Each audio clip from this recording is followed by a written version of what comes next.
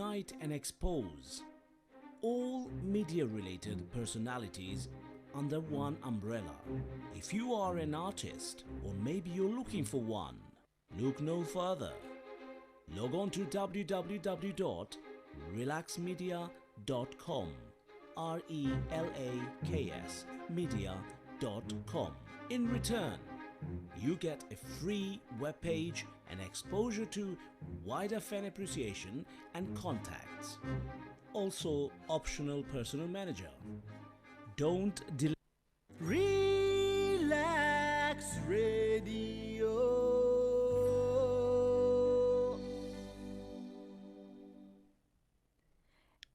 Good morning, Relax Radio. Good morning. Good morning, bright and How are you early. doing? I'm good, Rach. How are you doing? Yeah, I'm good, thank you. Good. Well, it's quite tiring today. it is Yeah. a happy World Mental Health Day. I should start with. Yeah. World Mental Health Day is today on Saturday, the 10th of October. So we thought we'd give you a bit of a TED talk on the ins Thank and you outs. for coming to our TED Talk. Thank you for coming. Well, you haven't even been yet. Yeah, so I guess a good place to start would be like the coronavirus pandemic, which has like seriously impacted people's mental health. Yeah, I think it's very, very appropriate as well today, World Mental Health Day. It's Very very, very timely. apt, for the time that we're going through. Definitely. Absolutely. So, yeah, just pulling up some stats from like the web to start off with. So Love a stat. Love a stat. So almost half, or 45% of the UK population had felt anxious or worried in the previous 2 weeks. This was in August 2020. Okay. Um, So pre-second wave, Pre-second wave. but post-first wave.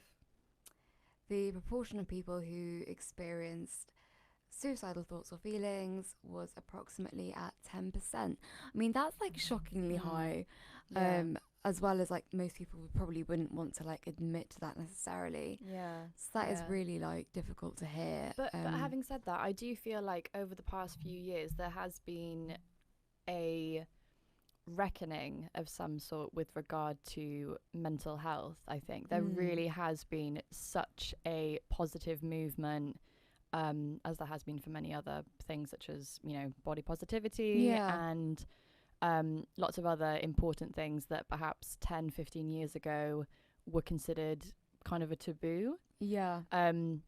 So I do think that we've definitely come a long way in terms of talking about our mental health and people feeling like they can be honest and discuss how they're feeling. More. Yeah, so it doesn't actually, I mean, it obviously does surprise me that the numbers are that high, but the fact that people are speaking out about their mental health doesn't surprise me, because people are, I think especially people of our generation, people are very, very honest about kind of how they're feeling, which is a good thing. I should say I definitely think it's a good thing. I think it's that age-old thing kind of like, you know, my mum often says like my generation didn't experience this much like difficulties in terms of mental health. No. But like my argument would be maybe it just like wasn't reported. I think it's quite difficult to compare generations, just when, you know, for instance, with my grandmother's generation, I don't think they had like a name for a lot of the illnesses that we do diagnose now.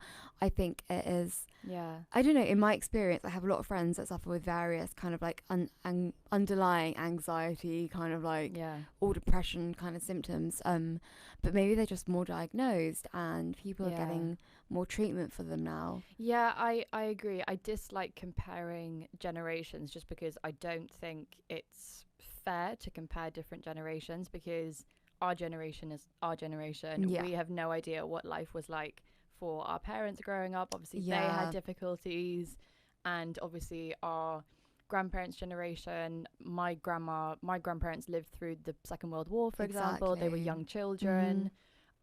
So yeah, I don't think it's fair to say you know, oh well, this generation has it the worst because they've gone through this. I think it's more about saying, okay, this generation is going through this, how can we help them and how can we make it better for them? It's not a question of saying, oh, well, I had it worse than you kind of thing. Do you know what I mean? And like kind of... And like generation to generation, we all have very different stresses. So exactly. It's different your, stresses. Your grandparents experiencing the war. And I think a couple of weeks ago we were discussing like The Social Dilemma, which is a show on Netflix, I believe. Highly recommend. Highly recommend. It's looking at the dangers and the incredible power that tech companies such as Google, Facebook, Amazon is also one of them, have, essentially. It's a really, really fantastic documentary. And it's told by people who at one point worked at these companies. So Tristan Harris worked at Google, I think. They also interview someone who worked for Instagram in the very, very early stages. And these people are absolutely off the wire intelligent and just really, really, really, really clever, really, really smart. But they're kind of saying, okay, this is what is happening in the world at the moment because of the incredible growth and power of these social media companies. So it's a really, really powerful documentary. But just going back to that, I do it's difficult. As you say, every generation has different stresses, different societies as well. I feel like the society we're in at the moment is very different to the one we lived in even 10, maybe 15 years ago. And even before. So I mean, our generation has a lot more pressure in terms of kind of like social media outlets. Although I think bizarrely that has been maybe less of an issue like in times of COVID, in the sense that no one is going out. So hopefully that whole kind of like FOMO edge to things has been taken away slightly.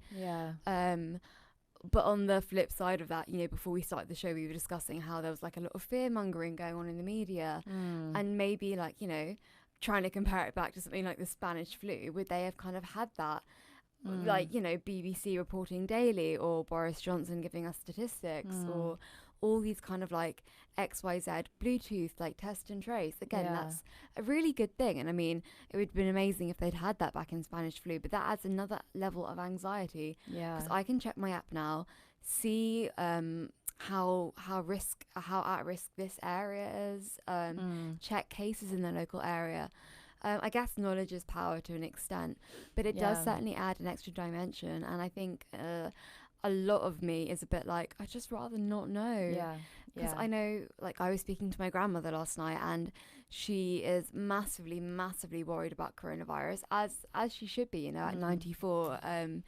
But I think, you know, it is because she's being like fed all this kind of like dire statistics from, well, she reads the Daily Mail, and like no judgments there, but I mean, it isn't the most positive of newspapers. It does like a good sensationalist COVID story. And it's not the only one though. No, that's how the media kind of thrives. It's not kind of like 10 people have just got better. You don't really hear about that so much. It is more of the, not fear mongering, I'd say, you know, it is good to be aware of the facts. But this big hype around, you know, deaths, reinfections, like how useful is that going to be instilling that in us? I think also we were chatting to Harry just before the show, and I was saying that I think there really does need to be less scaremongering in the media, because you see these huge numbers, and the number of cases of people contracting coronavirus is going up day by day. But even though the number of cases is increasing, thankfully the number of hospital admissions is still low. The number of people needing to go on ventilators and going into intensive care is still very low. So even though the number of cases is going up, the number of deaths is still thankfully quite low. And obviously, it's awful when someone dies of coronavirus anyway. But I do think, I do think certainly in the media there is kind of this scaremongering thing of the number of cases is going up, and you know, and it's just a bit like, okay, the number of cases is going up, but look at this kind of thing. You know, so you do need a bit of perspective, I think, and not to kind of shove all of the information out there. And I think, as you say, I think today that's very, very difficult, just because you get rolling news 24/7, and so headlines can be deceptive. I mean, 100%, especially on social media. That's one of you've really got to look beyond them. So I saw like a headline, I think it was yesterday or the day before. So obviously recently Donald Trump had that coronavirus. Well, yeah, he had coronavirus, but he also had that like meeting in the Rose Gardens at the White House of all the members for his new like someone coming up in the party, like being inaugurated or something. Yep. So they've called it the Rose Garden Massacre because from that case they've now had like 30 or 40 cases of infection in the White House. But thankfully no one has died. No. Everyone is still well. No, absolutely. But the headline was Donald Trump's Rose Garden Massacre infects more people than all these countries, and there was like a list of all the countries. And so I was like, whoa, that's shocking. Like, he's got more infections than all these countries together. That's insane. But then reading the article, it was actually explaining how it's in individual countries. So it's not like, you know, the White House hasn't got more infections than like, you know, 8 or 10 countries. That would just be slightly insane. Yeah. It's very clever journalism in a sense, is having like a very, very eye-catching title. Again, yeah, Rose Garden Massacre. Yeah. My eye was drawn to it. I was like, what the hell is going on in America now, kind of thing. Rather than saying, you know, gathering of people in the Rose Garden in the White House that reinfected. It is dangerous. Would the latter title sell as many newspapers? Well, exactly. Grab as many readers? Yeah. Yeah. I just hope I don't fall into that trap, hopefully, when we're hopefully writing stuff in the future. Yeah, I mean, again, extraordinary times at the moment. Trump has coronavirus. The presidential election is less than a month away. Yeah. A lot of debate, a lot of unrest, and a lot of tension and arguments going on in America at the moment. It just feels like a very, very febrile, like the atmosphere just seems very, very febrile at the moment, both in the UK and the US. It just I was saying this to a colleague the other day, it's just weird at the moment, isn't it? It's just a very, very... We've like never experienced anything like this. It's just very, very strange. It's very strange. Yeah. I think the biggest thing though that we can do in these times is to try and like keep a hold of some kind of anchor in terms of mental health to like keep you steady through this absolutely turmoil of like a storm going on at the moment. And on that note, we are going to keep very, very steady and go for a very short break. Relax Radio.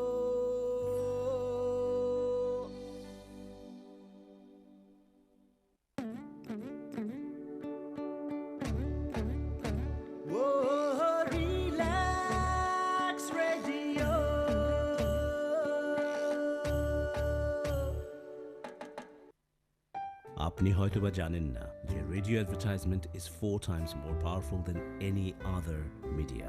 Relax রেডিওতে যদি advertise করতে চান তাহলে আমাদেরকে আজই যোগাযোগ করুন on 020-7474-9292. আমাদের সাথে অ্যাডভার্টাইজ করুন from £99 a month. Increase your business by advertising on Relax Radio.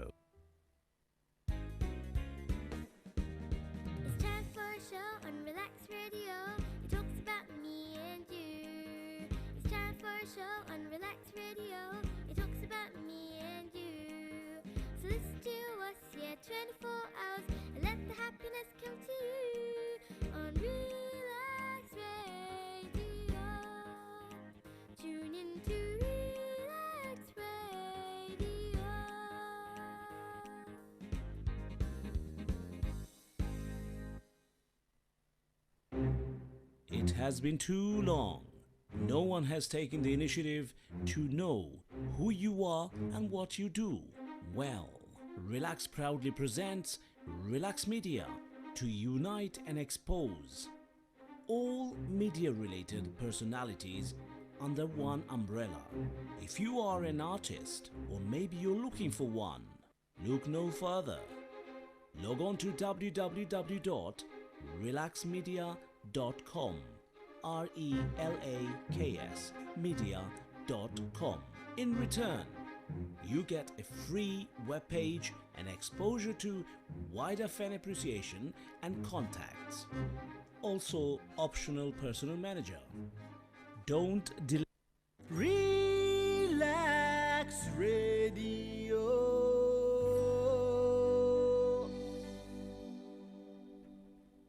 We're back. Fear not.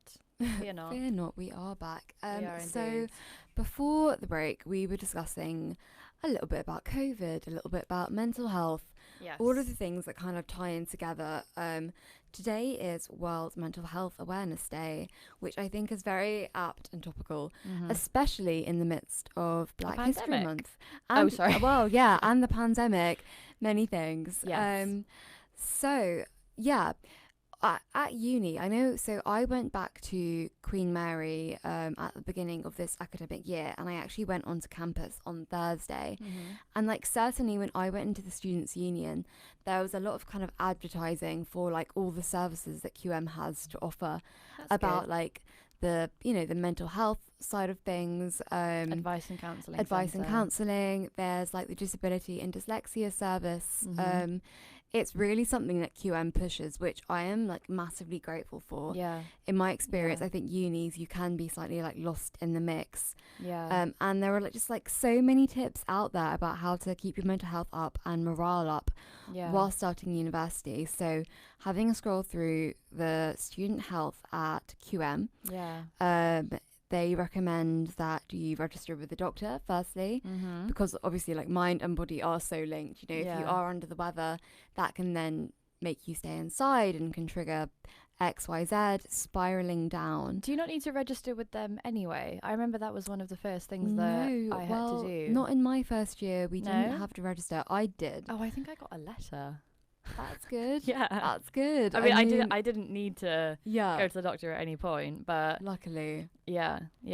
You should be doing that anyway, students. Register with your Exactly. doctor, because No, you never so know. important. Yeah, you never know what might happen, and you might suddenly. When you get unwell, you're not going to want to suddenly Exactly. register. It's good to just have that in the bag. Yeah, and also it does take time to register, because I think I remember when I registered, I had to get all of my documents sent from my doctor in Wales to the doctor in London, and that can take quite a lot of time, because it's a lot of admin. And a lot of documents, I think, even though there weren't actually that many documents for me. Like but my point is, it can take. Well, first of all, it can take quite a while to get an appointment to see the doctor anyway. Yeah. Just because, when I went in September, I had to wait, I think, a week before I could see, my doctor. And yeah, so register with your doctor so that if something does happen and you suddenly need to get, I don't know, antibiotics, or you need like you've cut your foot open or something, I don't know. Yeah. If you cut your foot open, you should probably call 999. But yeah, register with the doctor. That's important. Absolutely. Definitely. Obviously, this is also the UNI-Show, but there are so many support services out there, Yeah. whether you're at uni or not. So Tower Hamlets offers a 24-hour mental health crisis helpline.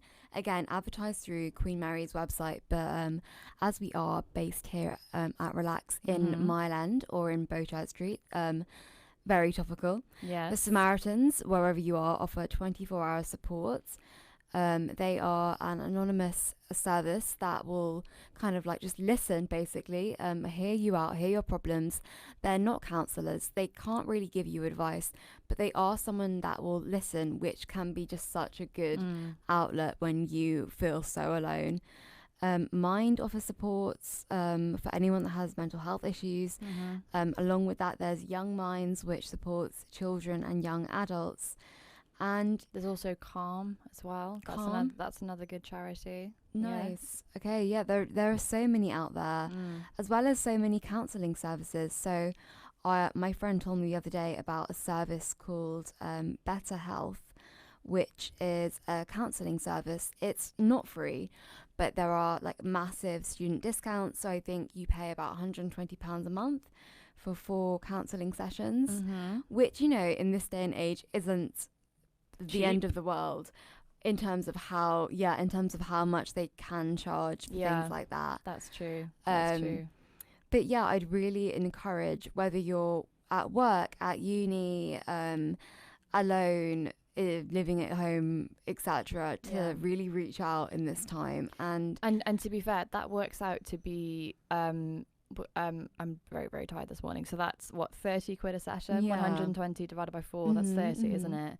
Which is actually probably slightly cheaper than you would usually pay if you were to go private, I think, depending on the counsellor. But I know that if you go private, you'll be paying, just through talking to friends of mine, you pay at least £40 a session. I think it's absolutely but 4 sessions a month, that's a really, really good starting point, because it's spread out over the course of a week, presumably. It's a really, really good thing to or I guess you could maybe have 4 or maybe 2 sessions a week. I think there is definitely flexibility for you. And I think what's so valuable about services like this is that it's not it's indefinite, whereas I know that, like, you know, at uni they often offer like 6 or so sessions, 6 a semester usually, before you can, you know, apply for more, whereas I think with something like this, it can go on and you can build a rapport with like your therapist, etc., which is so important. Absolutely. So I was scrolling through a couple of like top tips for keeping your mental health up whilst at uni. It is fairly uni based, but I mean, that's kind of my news feed. Well, I think also we need to, like, we're really, really thinking of freshers at the moment, because it is it's a very, very scary, unsettling, new and scary time when you first start uni, isn't it? When you first start, you're meeting all these new people, and it can be a big adjustment anyway. So to be starting uni during a pandemic, it is really like, we're thinking of students so much now. Well, some of the advice came down to things like quite small, as in, like, you know, get yourself a pot plant because it looks pretty and you get something back from like looking after like another being kind of thing, without too much responsibility. Exactly. Well. It's a bit of like a responsibility, you know, get up in the morning, water your cactus. Not as much as I did in my first year. I actually drowned my cactus, sadly. Oh no. How did you do that? It's very easy to overwater, so it got like it started retaining water, and then I punctured it because it was like floppy and it just kind of like deflated. It was really moral destroying. But so from the simple things like look after a pot plant to you know, knock on your neighbours' doors. Obviously that is slightly more difficult in these socially distanced times, you know.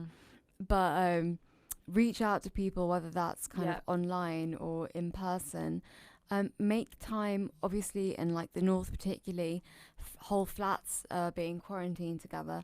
So hopefully, as I think we've discussed in previous weeks, you know, that could be like a huge bonding experience, and maybe that could be used to your advantage and you'll get really close with your flatmates. I would also recommend trying not to spend so much time in your room. I would definitely recommend you start cooking or baking or both. That is definitely one of the best things that I learned when I was at uni, because it was the first time I actually learned how to cook for myself. And kind of the first time I actually learned how to take proper care of myself, because I know I wish I could say that. No, but the thing is, like, I know at uni people say, oh, it's, you know, the best time of your life. You know, you'll go out, you'll live off pot noodles and takeaway pizzas and stuff. But I kind of feel like young people at the moment really aren't into that. I mean, obviously some of them are, but for the most part, I would say there's kind of been a bit of a change in attitude towards kind of alcohol and going out and getting really, really, really drunk. Obviously some people still do that. But I definitely feel like when I speak to young people now, okay, they go out and drink, but they don't get as as drunk as maybe we once did, for example. Oh no, I was an angel. I'm a teetotaler. Yeah, exactly. But yeah, there definitely does seem to be a bit of a change in kind of the culture. Yeah, I remember reading recently actually, a group of students were asked, like there was a comparison between those who were middle-aged, sort of in their mid to late 40s, how healthy they were at university in comparison to those at university at the moment. And I think it was something like I think those who were middle-aged said that they ate one vegetable a week when they were at university, and like 5 bottles of wine when they were at university. And for those wine is grapes, right? Yeah. It's a fruit.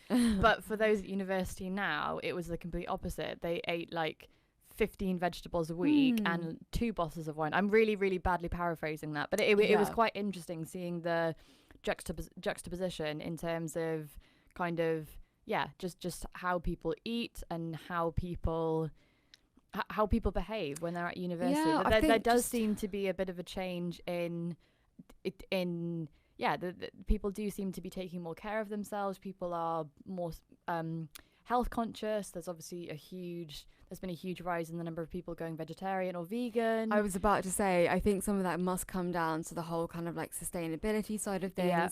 How many people now drink milk alternatives, for example? 100%. So like maybe I think back to like 5 years ago, I don't know, my family would not go near anything that wasn't semi-skimmed. Like no, the idea of coming out of a cat, like a plant-based milk. Now my mum buys Oatly most of the time because she prefers the taste, and you know, it is a lot more sustainable. And as you say, like veganism, there is such a push now, and along with that, like it's difficult to generalize because obviously you can eat in quotation marks unhealthily as a vegan, but 100%, the diet is more plant-based just by dint of being like, you know, dairy and meat free. So I think a lot of students at uni are vegan, and then, you know, choosing more healthy options. I know that many of the places you go to eat now, there are vegan options. There are more, you know, turmeric lattes and matcha lattes. I don't know. I haven't tried them. What personally. Are these things? I don't know. They're I thought green. turmeric was a spice. It is. It makes a latte apparently. I don't know if I like the sound of that. Yeah, it's an odd one. But you make such a good point when you say that even if you go vegan, you don't have to like, it's not always the healthiest option. I think there is kind of this stereotype that, well, no, not a stereotype, but there is this mentality of if you go vegan, you'll have way more energy, you'll feel so much healthier. But I do think you have got to be quite sensible when you cut out a food group. So I'm vegetarian, and when you cut out a food group, you have got to be really, really smart, and you have got to do your research, and you have got to plan, and you've got to think, right, okay, I'm doing dinner this evening. How am I going to get my protein? How am I going to get my carbs? How am I carbs? Very important. But like, you know, you've got to think, okay, how am I going to supplement this food group that I'm now cutting out with an alternative? And look after yourself. So my cousin's been vegan for, a good amount of time now. And last winter she actually got hit down with the flu, some kind of strain of flu. But like, we reckon it really affected her. Like, she was hospitalized for like quite a while, I think, in the Royal Free. We think that, you know, her immune system was so kind of like depleted of various vitamins and minerals that she wasn't getting as a vegan. Gosh, like, I think vitamin B12 is like a massive thing that vegans it's from eggs and like fish, essentially. Like, vegans cannot get this vitamin unless it's like kind of a synthetic form, and even then it's not the same. And it really wiped her out. So I think it is, you know, being aware that veganism is like a brilliant option and it is sustainable, but can't it's hard. Suddenly go cold turkey vegan. I'm just not eating this stuff. You've kind of got to do your research, you know, and be more aware of what you're eating, and like, am I eating enough fats? Because that can be quite difficult, because, you know, red meat can be quite fatty. Am I getting enough like stuff from nuts? My friend was vegan for a while, but she's also got like a massive nut allergy, and she couldn't do it, because if you think about the amount of like dairy-free alternatives, they're very and also if you go vegan, nuts are a really good way of getting that source of protein. And if you've got a nut allergy, you can't even have milk alternatives like coconut milk, almond milk. They've obviously stemmed from nuts. Exactly. So that is a really, really hard one. It was a nightmare for a couple of months. Luckily she's decided that is not the way to go anymore. I think also there is this misconception that all vegan food is intrinsically better for you than normal food. I certainly get this with some members of my family who kind of, you know, they kind of joke that I'm vegan even though I'm not. I don't really understand where the joke is with that. But yeah, there's this kind of mentality of like, oh, if you make a vegan cake, then it'll be better for you than a normal cake, and you kind of think, well, no, it's still made with sugar. It's still made with an alternative to butter, like vegetable oil. Vegetable oil is very, very high in fat. So, you know, it's not the case that all vegan food is necessarily better for you. It obviously depends on what it is. Because if you're eating, you know, lots and lots of vegetables, you're eating lots of fiber and lots of legumes, for example, lentils, chickpeas, which are a really good they're a really good alternative to meat in terms of the protein in them. But so obviously that's really, really good. But at the same time, if you're eating highly processed fake meat, for example, a vegan burger, you know, that's not, if it's processed, if it's been you know, mixed with God knows what and made to look like a sausage or a burger, then it's not going to be as good for you, because there's going to be, you know, X, Y, and Z added. Exactly, there are going to be so many preservatives and God knows what else. Well, so it's not always the case that vegan food is better for you. It depends on what the food is and how much of it you eat, because if you eat processed. Well, certainly that is some food for thought. We shall shoot now to another quick ad break. In the meantime, grab yourself a vegan snack. Yes. Relax Radio.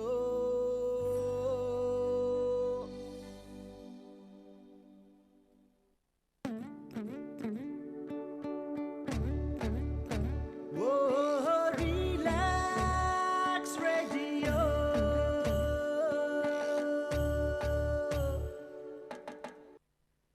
আপনি হয়তোবা জানেন না যে radio advertisement is 4 times more powerful than any other media.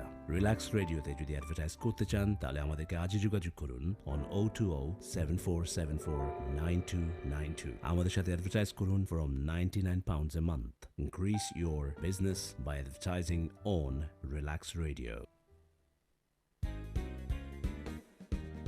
It's time for a show on Relax Radio. It talks about me and you. It's time for a show on Relax Radio. It talks about me and you. So listen to us, 24 hours, and let the happiness come to you on Relax Radio. Tune in to Relax Radio.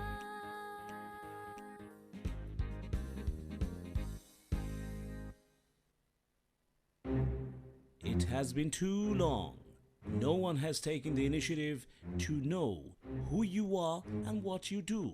Well, Relax proudly presents Relax Media to unite and expose all media-related personalities under one umbrella. If you are an artist or maybe you're looking for one, look no further. Log on to www.relaxmedia.com, RELAKS media.com. In return, you get a free webpage and exposure to wider fan appreciation and contacts. Also, optional personal manager. Don't delay. Relax Radio.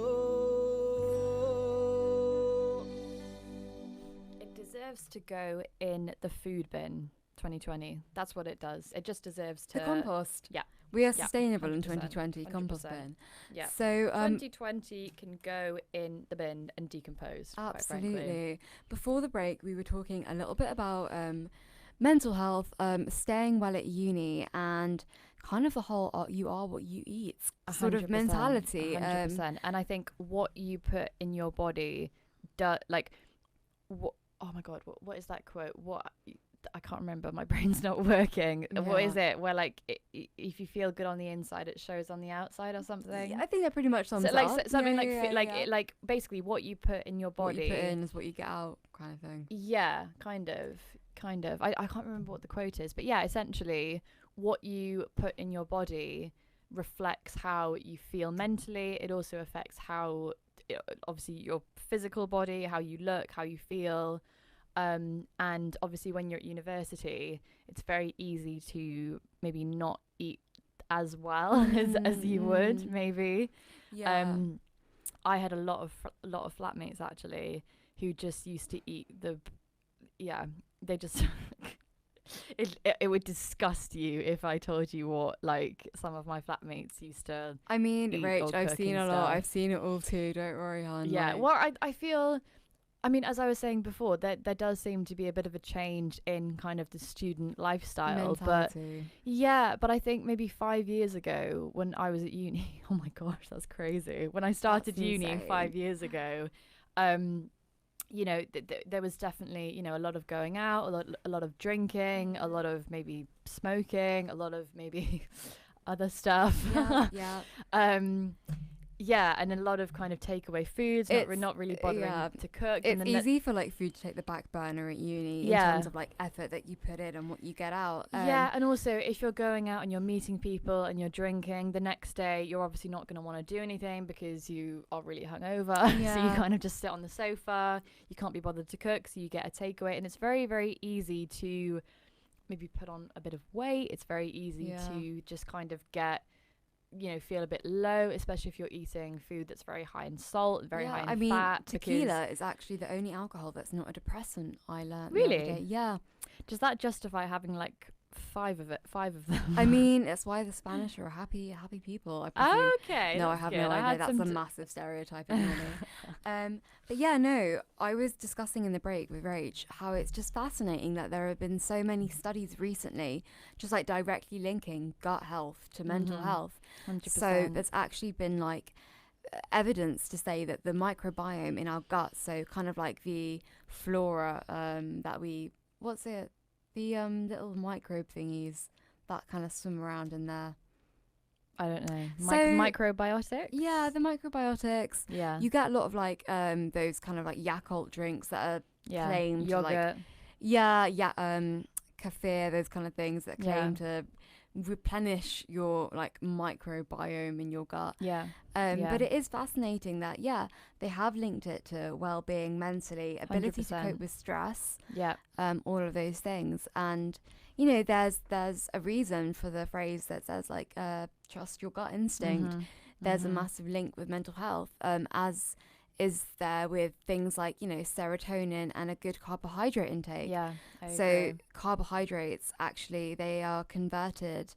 The process of decomposing carbohydrates in the body is what sets off a chain reaction to then release serotonin in the brain. Serotonin is one of the hormones that kind of like regulates emotion, keeps you kind of up on the bad days, keeps you ticking over. That's why you often feel good when you exercise, for example, or after you've exercised, because you've got a lot of serotonin that's released in your body. And on the flip side, when you're on a diet and cutting out carbs, like the Aitken style, whatever, you tend to feel quite low and tired, lethargic, etc. Yeah, 100%. So I've suffered with quite a few like bowel problems in the past, and I can't say I've noticed a massive effect on my mental health, luckily, yet. That's good. But yeah, like it really is important that you are able to take care of your body in that sense. And yeah, just kind of like give yourself the chance. I know when I was really struggling with like, you know, cramping, bloating, diarrhea, all those kind of like really nasty bodily symptoms, it does really affect your mental health, and it brings you down, and you do feel quite sluggish, and you're losing electrolytes and this, that and the other. Whereas I know for me, following like a low fiber diet to like reduce my like irritable bowel syndrome symptoms kind of thing really, really helps in that sense. And again, that has repercussions on my mental health. 100%. But yeah, no, there are so many ways to kind of like keep yourself well and healthy, whether you're a student, whether you're at uni, working. Food is like one tiny part of that spectrum 100%. in terms of like self-care. So like it was my birthday last week, and one of my friends, it was really cute, she got me as like a present like a little self-care kit. Aww. Which was like one of those like was that lavender. Rach or Beth? No, it was Emily, who you didn't meet. Oh, okay. Okay. But it was like a little lavender like pillow spray, so you spray it on your pillow and you can like fall asleep to it. I think I might need to invest Okay, in the one first of night I those. tried it, I overslept my alarm by 2 hours. It Really? Was, yeah, Okay, it was that I need good. to get it one. was that good. Like some face masks, some hand cream, all of those things. I know like for me personally, I'm really receptive to like smell. Yeah. So yeah, when I smell something that I associate with something else, or that it's got like a calming effect, that for me really anchors me. Yeah. And like, you know, I don't suffer from anxiety, thankfully, but I know that when I'm in a moment of like anxiety, whatever, having a smell around me that I know is quite familiar and that I can kind of use to like anchor myself is really, really helpful. And I think we all are so receptive to like different senses, for instance. Some people really, you know, respond well to music and have like, I use Headspace like on a daily basis, which is like an amazing kind of meditation app. And they have a lot of like ways to get to sleep and tips and advice. I know if you're a student or a key worker, you do get like discounts on the subscription for Headspace, which is brilliant. Yeah, that is good. What about you, Rach? Are you a consumer of apps or? No, I'm not. For me, it's all about food. So cooking and just kind of like cooking something good for yourself. Definitely. Like I said, I went vegetarian a few years ago. And like I said, when you cut out a food group, you really have got to do research. You've got to plan, and you've got to, you have to have that. Yeah, you if you want to eat well, which I do, because as you say, there is a clear link between gut health and mental health. And I know that if I eat badly, so if I eat kind of highly processed, unhealthy, fatty foods more than once, like, it's okay.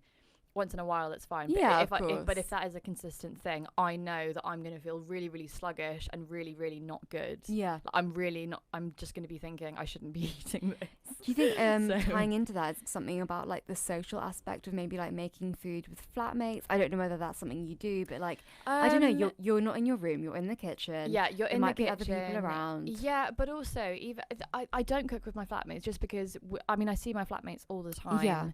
And we do socialize a lot with each other, but I think like there's something really, really special in just taking half an hour of your day to just chop up some stuff, put it in a saucepan, and just kind of having that distraction, I think, as well. Like I find it so therapeutic. Just music again. That's another one for me. Just having, you know, music on in the background and creating something. And yeah, there's something so fulfilling and rewarding in making something for yourself as well, and just kind of just taking care of yourself, especially creating something that you know is going to make you feel good, both physically but also in terms of, you know, tasting good as well. Absolutely. Which I don't want to blow my own horn, but yeah, I mean, you are yet to cook for me, Rach. I don't understand why this hasn't happened Well, yet. I will definitely cook for you. Not today, because we're getting bagels today. Very true. Yeah. Very true. Again, like going out with a friend, going to get a good bagel, you know. So something that has been like so grounding for me. A great bagel. Okay, yeah. You don't lie. Yeah. Something that I've discovered to be like one of the things I get massive amounts of pleasure from, after mocking my mum for years about, you know, going for coffee dates with friends and I was going clubbing. That's the best thing ever. I cannot recommend enough a lovely coffee date with a friend. Yeah. So last week on Saturday morning, Rach very, very kindly treated me to a lovely coffee and a brownie in a little coffee shop called the Coffee Room in Myland, which is an independent chain. Yeah. So I have, since, you know, things started easing throughout quarantine and lockdown and all of that stuff, you know, really, really enjoyed going to like local independent coffee shops in my area, kind of sitting down with a friend for a few hours with like no alcohol involved, no kind of like ridiculous hangovers or drunken conversations, which is kind of what uni had been about before. Yeah. Just kind of sitting down, quite wholesome. Yeah. Like, you know, just having a bit of space, maybe like taking a magazine or something. Yeah, it's the best thing ever. Also, just having that social interaction with a friend as well, and just being able to talk to each other and just having a friend. Having a friend is actually a really, really a really, really nice thing, and doing something together, like going for a coffee or going for a bagel, which we're gonna do today. Exactly. And something that really struck me from like last week, so as I mentioned earlier, last week was my birthday, and I was originally intending to go out with, like, you know, a big group of friends and to do it all in one night, etc.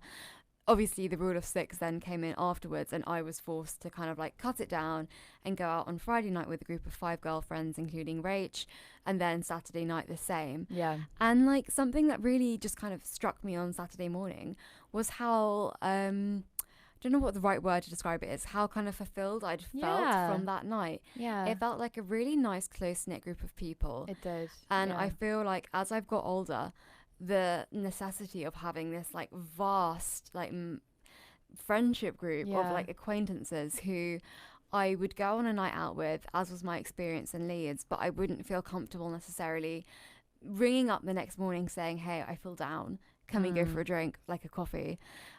Whereas, you know, for me on the Friday night, I felt very like it just felt quite wholesome to me. Yeah. And, you know, you were all my closest girlfriends, and it was really nice to have you all in one place together.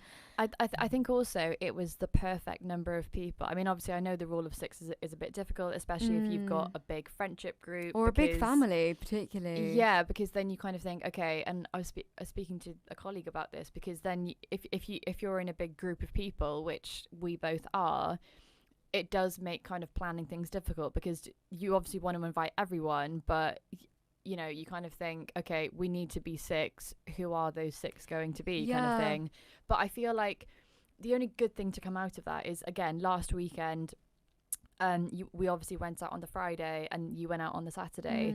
And in a way, it was actually probably a really great thing for you, because if you had you know, 10 people all together, you maybe wouldn't have connected or bonded with those people in the way that you did on Friday, because you wouldn't have had, because you would have been thinking, okay, I need to go and socialize with this person, kind of thing. Do you know what I mean? So the fact that it was spread out over 2 days and you had 2 small groups actually was probably a good thing, because it meant that you were able to kind of bond with the 4 or 5. How many were there? 5. There were 5.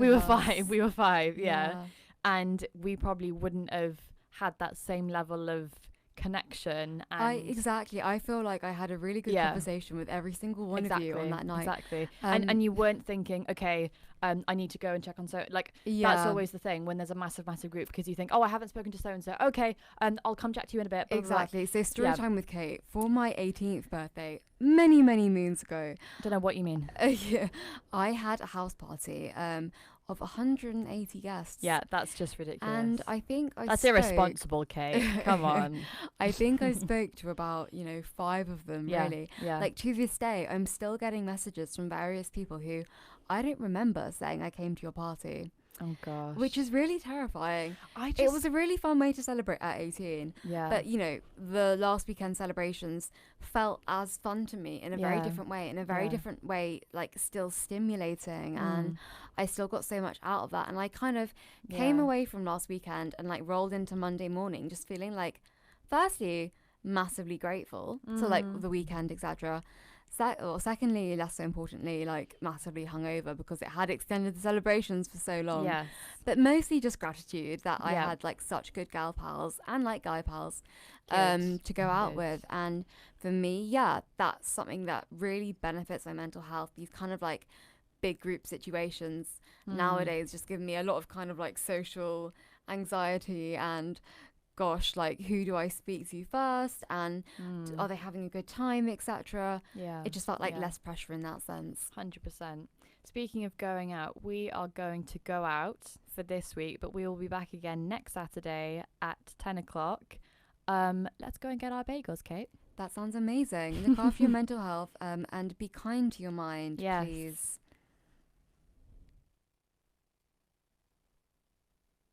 Relax Radio.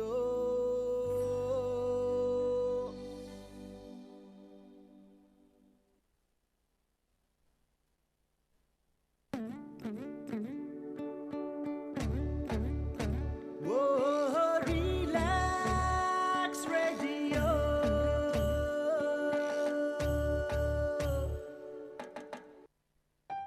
আপনি হয়তোবা জানেন না যে radio advertisement is 4 times more powerful than any other media.